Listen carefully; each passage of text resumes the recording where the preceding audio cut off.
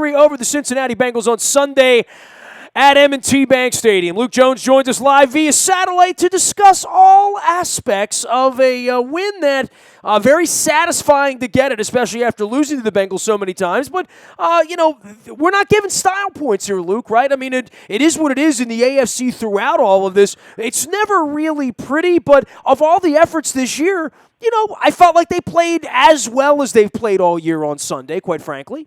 Well, I mean, this felt like the typical Ravens performance in a win this year. I mean, their offense had a couple decent drives. They certainly got some big kicks from Justin Tucker, who's been enormous all year long. And the defense wasn't perfect, but at the end of the day, they gave up 12 points, technically 14, but of course the final two on the safety.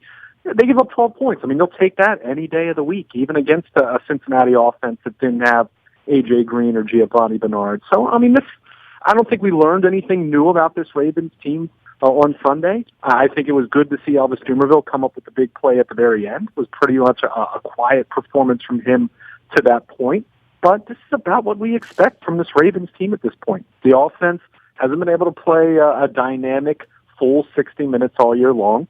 11 games into it, I'm wondering if we're going to see that. But they can win some games based on their defense and based on the fact that they have the best kicker in football, who hit 3 field goals from beyond 50 yards in the first half alone. So that's a formula that, as you pointed out, in this AFC North, it adds up to them being right in the thick of things, and they pull even with the Pittsburgh Steelers, who won, of course, on Thanksgiving. So, again, this just felt like a very 2016 Ravens kind of performance. I don't know. Is there anybody that's a star beyond Tucker? Once again, if we had the vote again today, the kicker would be the MVP of the team, right? I don't even know that anybody else would get votes at this point, quite frankly, right? Yeah, it's hard to say. I mean, you look at the defense, I think there are certainly some guys who stand out. I think Eric Weddle, dropped interception aside, has really brought such a presence to the back end of that defense. But it's not as though he has big, showy performances to kind of say, okay, I'm the most valuable player on the team. Certainly you can't really look at anyone on offense that you would really say deserves it. Again, you have some defensive players that have played really well, but maybe not that one standout performance. Certainly Terrell Suggs deserves some credit. A nice game for him. It seems like he's post-bye getting that little bit of rest for that biceps injury. I think we've seen a little bit more from him, even though we're not talking 2011 anymore, that kind of a player. But overall, it is pretty amazing that when you talk about team MVP, that it comes back to your kicker. It does speak to not having a great football team. He is a really good kicker, though, right? I mean, we must admit that, right? Sure. Like I said, I mean, it speaks to not having a great football team overall, but this team's not 6-5 without Justin Tucker being perfect. It almost reminds you of Zach Britton for the Orioles at this point this past year. The Orioles wouldn't have been a wild card team had it not been for the fact that Zach Britton was perfect on the season. And in the case of Justin Tucker, maybe he wouldn't have to be perfect, but if he were having the kind of issues that, say, Mike Nugent has had, or Blair Walsh, or name any number of kickers. I mean, 12 extra points were missed last week in the NFL. Justin Tucker, you don't knock on wood, you cross your fingers, you don't want to jinx him, but 5 years into this thing for him, he just continues to be absolutely rock solid, perfect, great, best kicker in the NFL. However you want to describe him, it's probably not enough, and he's just been that impressive. And the Ravens needed him to be huge because their offense, after that opening touchdown drive, that thing of beauty, the offense bogged down far too often, kind of a similar story to what we've seen a number of times this year. I think it's been kind of interesting figuring out where Harbaugh will let Tucker kick. He hasn't missed any, where the wind is. I'm sure you saw him out there before the national anthem, before the kickoff, after the coin toss, quite frankly, kicking 50 and 55-yard field goals into the wind before the game started. And it changes the entire dynamic of what your offense does around midfield for how far you need to go to get 3 points. And it also, I think it makes it, I don't want to say more difficult to coach it, but I think certainly when you're guessing as to where he's going to make it from, I don't think there's any point where Tucker would come over to John Harbaugh and say, I can make a kick and not make it. Yeah, I mean, they go through this. I mean, they go through it an hour or two before the game in talking about what his range is going to be. They take into account the wind. I know it was windier before the game than it was as the game moved on. The wind did die down a bit. That's because you weren't sitting in it. Well, I mean, I'm just following the report and everything, but it's really a case of they just have to determine where his range is going to be, and then they kind of just go off of that, and they trust him. And it's a case where they were dealing with a softer field. They're dealing with grass this year, which is a little bit different. So I mean, it's something that has just been part of the process. But when you have a guy like him who can test the limits of what any kicker is doing around the NFL and exceeding those limits, quite frankly, it's just really impressive to see. It's something that this offense needs. You don't want to be in a habit of saying you're going to kick field goals instead of touchdowns. I mean, that's a slippery slope, especially when you're going up against better teams. And certainly Cincinnati, not one of those better teams. I think we saw why the Bengals are 3-7-1 at this point. But it is a case where when you are struggling, when you are in that 30 to 45 yard line range, you know that you don't want to do anything foolish. You know that you should have 3 points in your pocket, and certainly inside the 35 or so.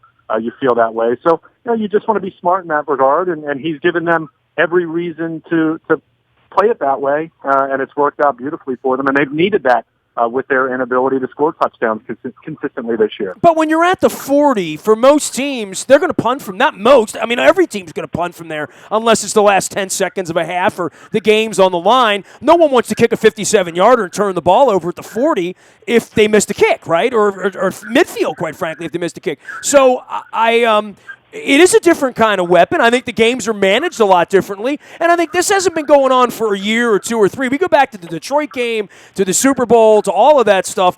It's really pushed where kickers can go, quite frankly. I've never seen anything like this, Luke. I mean, we've been watching football for 60, 70 years where kickers going back into the 50s and the 60s. You would say, well, guys on earth are getting faster, right? I mean, all of these human things that we see can get a little bit more distance, a little more time off the clock. Kicking would be one of those things that, in the course of my lifetime, other than Tom Dempsey and, Matt Elam kicking in, at an altitude or whatever, we haven't seen anything like this. This really is a special thing, I think. Well, I mean, it's why he is on track, and he's got a long way to go to have the kind of longevity that, say, an Adam Vinatieri has had for 20 years Who, by the way, I didn't recognize on the sidelines on Thursday night because he's so silver. Did you? Hey, he was standing on the sidelines. My wife looks like Adam Vinatieri. It looks like his brother, his older brother. I'm like, no, that's him, But it is crazy that Tucker could have potentially another 15 years to kick field goals in this league, quite frankly, right? Well, you have to be that good for that long, and that's Sure. the key. I mean, we have seen guys fall apart very quickly. I mean, we saw Billy Cundiff, a year after he was a Pro Bowler. He basically, we know what that was. We don't even need to speak about it in the AFC Championship a year later. Blair Walsh for the Vikings. I mean, it doesn't take much to have that psyche completely crushed, and it takes a special individual. One, to not allow that to happen, and two, to be able to bounce back when you do miss a kick. And Justin Tucker's going to miss another kick at some point. I'm guessing it probably won't necessarily be in a huge spot, but he's been so mentally tough that when he has had a struggle here or there, he doesn't let it snowball. And that's why he's just been that good, and that's why the Ravens made him the highest paid kicker in NFL history in terms of guaranteed money back in July. So, he's earned that money and then some. And, as I pointed out on Twitter during the game, keep in mind, the last couple of years, he had struggled some from beyond 50 yards. Was 8 for 19 in 2014 and 2015 combined. Now, there were some really long kicks in there, talking 57 yards, 58 yards, that kind of range, where you kind of say, okay, that's a little bit, that's asking a lot. But he also missed some kicks in that 50 to 53 range, but 7 for 7 so far this year in that department. And again, this goes back to that Zach Britton kind of argument where with this Ravens offense being where it is, such a small margin for error, they're really in a position where they need those field goals. You'd love to score touchdowns. You don't want to alter your offense too much from a standpoint of ultimately you need to score some touchdowns. And we saw, the Dallas Cowboys being a perfect example. New England is not a place the Ravens can go in a few weeks and expect to win on Justin Tucker field goals. But when you're playing teams like Cincinnati, the average to below average kind of teams, and Cincinnati's below average this year, there's no doubt. Justin Tucker and a strong defense usually going to be enough to win ball games, and that's kind of been the formula for the Ravens this year. 52, 57, 54, and 36. He is Luke Jones. I'm Nestor Aparicio. This is WNST.net, where we tear apart our quarterback every week in the offense and things that are going right and things that are going wrong. I'll tell you what, though, Luke, the one thing early in the game, Perryman was involved, right? I mean, we start to see the younger players get involved. Dixon was very involved in the game early on in the game. To some degree, just seeing Perryman make a play like that, almost make the second play. And Matt Elam made a play on special teams. I don't know whether that's going to be a trend or not, but seeing some of the younger guys make plays was something that I know it's 10, 11 weeks into the season now, but at least we're seeing a little bit of that. Well, we need to see more of it. We saw that against Cleveland in the second half, and I think that's why people were excited, not because it was against the Browns, but just because of who it was.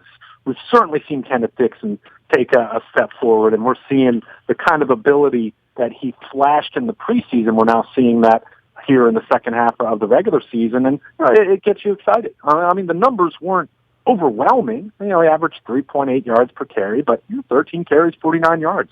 Terrence West, 13 carries for 48 yards. They kind of have a solid 1-2 punch. I think it would be a little premature to say a great 1-2 punch, but you're seeing kind of that thunder and lightning kind of combination that has evolved here over the last few weeks. Dixon certainly involved as a receiver out of the backfield. And you said it. I mean, as much as we were talking about the disappointment of Brashad Perriman, not only lacking a catch against Dallas, but he wasn't even targeted once. And to see him catch a touchdown on a pretty fade route, pretty throw by Joe Flacco, great catch by Perriman, that was good to see. And the shot they took down the field in the second quarter, I think that was a throw Joe would probably like to not put quite as far out in front of him. I think he had to kind of lunge and dive for that one. That was a tough play to make. Could have been made. Could have been a little bit better throw, but you like seeing that because for an offense that has clearly shown an inability to consistently march down the field and score touchdowns, to be methodical about it, to be surgical in the way that when the New England Patriots are at their best, the way that they can just march down the field, 12 plays, 80 yards. We just haven't seen the Ravens do that with any level of consistency. They can do that maybe about once per game. And we saw that early on the opening drive on Sunday. If they're not going to be able to do that, you have to be able to hit on some of those big plays. You have to be able to hit on verticals. They've been able to do it certainly with Mike Wallace this year. They've been trying to do it with Perriman. They've had it a few times, whether it's been for a touchdown or just a big game. But, you have to be able to do that. So it was nice to see that. Nice to see them go to Perriman early on. You look at his final numbers. The only one he caught was the touchdown.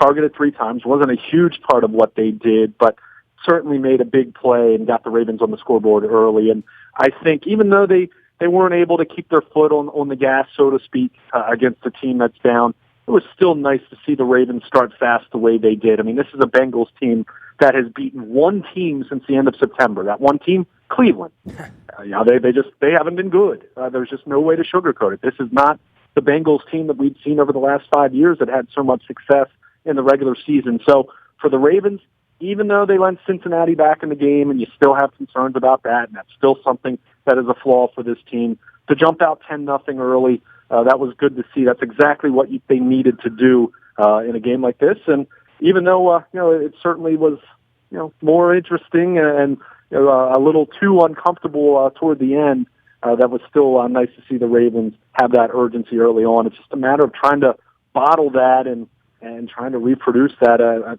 3 or 4 times over the course of a game. If they can ever do that, it's a team you might get pretty excited about, given the defense they have. But for now, it's basically been one or two touchdown drives per game and some Justin Tucker field goals, and hope that you're a really strong defense can hold up, and certainly they were able to do that on Sunday. Luke, they go as the offensive line goes, and when Flacco has time, you mentioned that the errant pass to Perryman, it would have been a beautiful play had they made that play. I thought the touchdown, it was a beautiful toe tap for him. Kamar Aiken got involved in the offense. Kenneth Dixon was actually catching passes out in the flat and getting out there a little bit. We saw Wallace scamper around a little bit. We began the year wondering if there were any targets for Joe to throw to. Now, there's no Crockett Gilmore, there's no Max Williams, the tight ends are a mess. Waller's in there running around. Nick Boyle was out there running patterns for the first time this year on Sunday.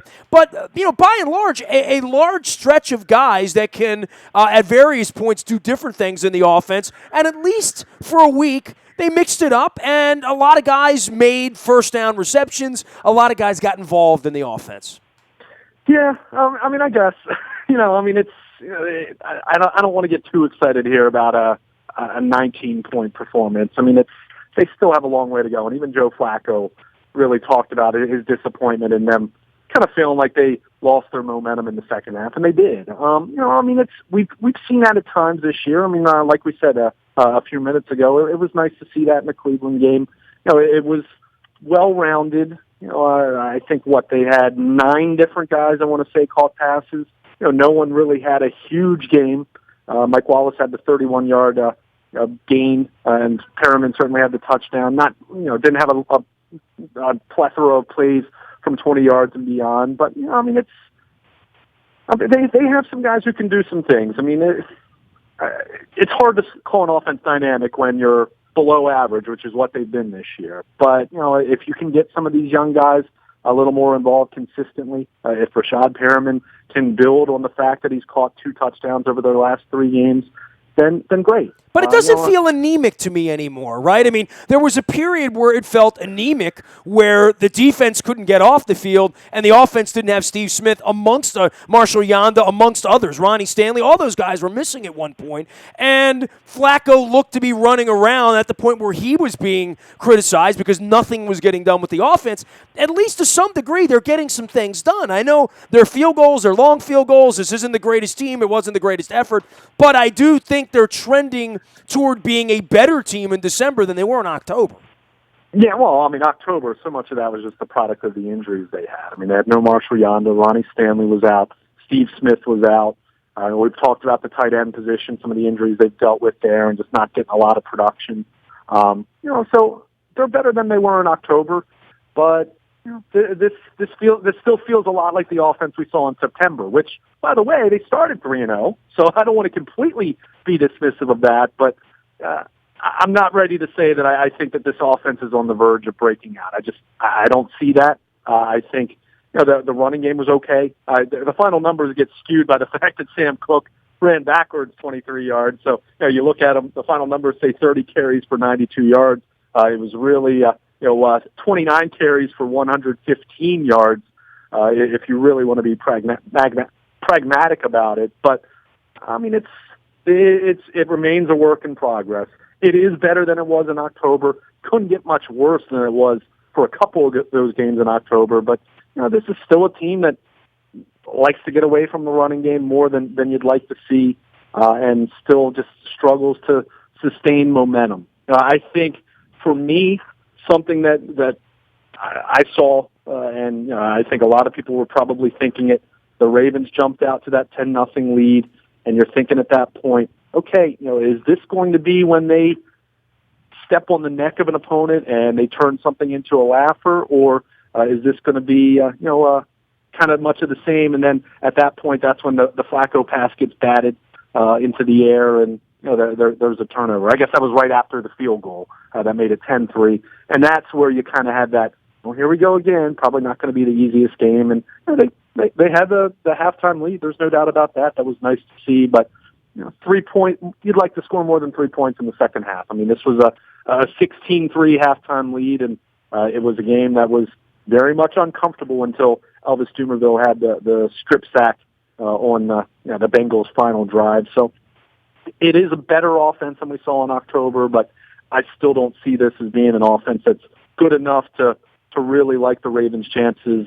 If they do get into the playoffs, playing against some of the upper echelon teams in this conference. Well, we'll see if the Patriots are upper echelon after their woes and their injuries as well. Luke Jones joining us here. You can find him at Baltimore Luke out on Twitter, as well as Luke at WNST.net. We have a huge week. We're at Buffalo Wild Wings in Owings Mills on Monday night with our best seat in the house. On Wednesday night, we'll be at Christopher Daniel in Timonium, or is that Lutherville? I'm pretty sure it's Timonium, considered to be on Padonia Road as well. We'll have Zach Orr with us, as well as Anthony Levine from the Ravens Special Teams Group, as well as on Thursday night, we'll be back at Hampstead, Greenmount Station, eating crab cakes and talking football with number 88 in your program, number 1 in your heart, Dennis Pitta, who caught 3 balls for 34 yards on Sunday against the Bengals. So that's a big week. Monday at Buffalo Wild Wings, Owings Mills. Wednesday night, we're Christopher Daniel and Timonium with Zach Orr, as well as Anthony Levine. And Thursday night, Dennis Pitta. We'll be swabbing for the Bone Marrow Registry on Wednesday and Thursday night. All the details at WNST.net. Anything you missed this week, you can find in the bio, Toyota Audio Vault 24 hours a day